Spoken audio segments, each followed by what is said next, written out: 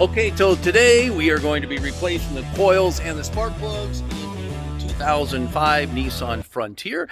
This is a V6 engine. It's a 4-liter.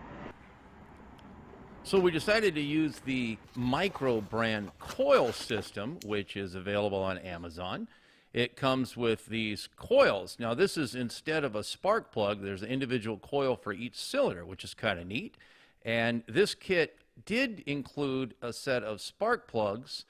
However, we decided to go ahead and use a new set of iridium spark plugs for a little better performance. Iridium is a precious metal, and the plugs are designed to be a little bit more performance and maybe better fuel economy, and they're supposed to last 25% longer. And with this project, if we can extend the time between projects, it's all the better.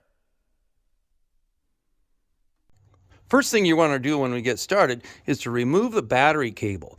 This takes a 10mm wrench and it just removes. Anytime you're working on something electric, battery cable is important to have disconnected so you don't danger of causing sparks or even an exploding battery, so better safe than sorry. Just doing a quick tutorial. I've already replaced the ones on the right side because that's the easiest side, and you can see there's a bolt that holds these in, and this is a 10mm bolt. Very simple. Use 10mm socket, pull it out, and then these just lift out. They lift out nice and easy, just like this, and that's what's attached to the plug. So if you pop those out, and then there's a little clip on there. Real important that you keep those clips organized. I like to do one at a time.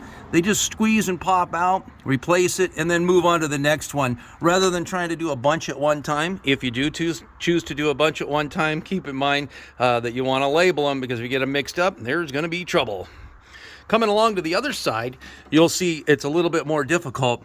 You can barely reach this one in here. You may have to remove or loosen this wire bracket here to get into it. But when we start getting to the one that's under here and under here, I am kind of able to get in there to with maybe a knuckle on my spark plug wrench to get the spark plug out. But boy, oh boy, it's going to be a lot easier if we remove this intake. So we're going to go through that process here right now. To access the intake, you're going to want to remove these bolts, one here and one here, and this should lift off. This is a 10mm bolt, so a little 10mm socket is all it's going to take to get that off. And it seems to be coming off pretty easy.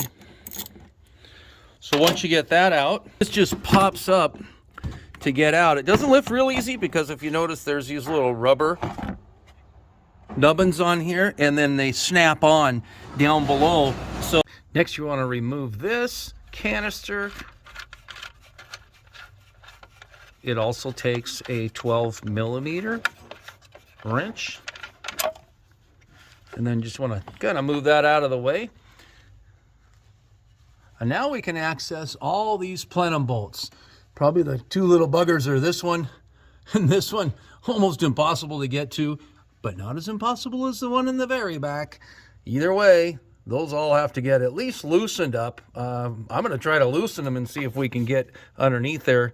Otherwise, out she comes, the full thing. Okay, after a little bit of struggles and getting those bolts out of the way, everything here still kind of is tied down with this wires and everything, and we could certainly try to remove that, but first we're going to try to get in there. I think we can reach it. I put a knuckle on this and I was able to get the spark plug out, and now I'm going to go back in there and tighten it back down. We are going to get that tight, and we should be able to put that coil back on and then address this one, and maybe I can get lucky and employ some of my yoga skills on my fingers to get in there without having to completely remove all the brackets and everything. But if we have to, well, you know, that's just all in a day's work. After a little manipulating with this plenum intake, I was able to make that fit right in. It fits in nice and snug, and now we'll just install the bolt and we'll be good to go. So we'll want to remove the intake.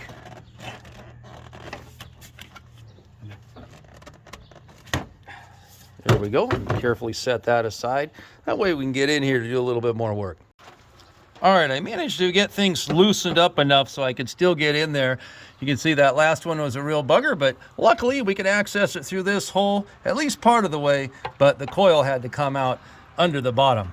So now we're in the process of tightening it back up. I could pull the spark plug from the top as well. So that actually worked out pretty good. We did have to pull these little tie downs from here. There was a couple of zip ties on there holding those in place. I'll be replacing those as soon as we get this all buttoned up, and then we'll fire this thing up, and pretty soon we'll have a good running Nissan again.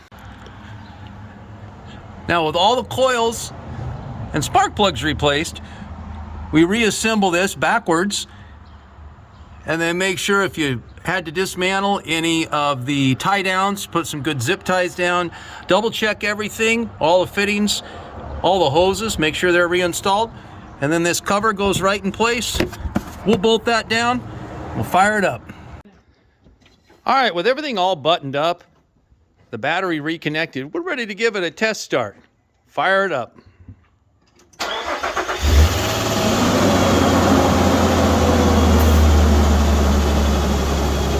Runs like a top, runs like a Nissan.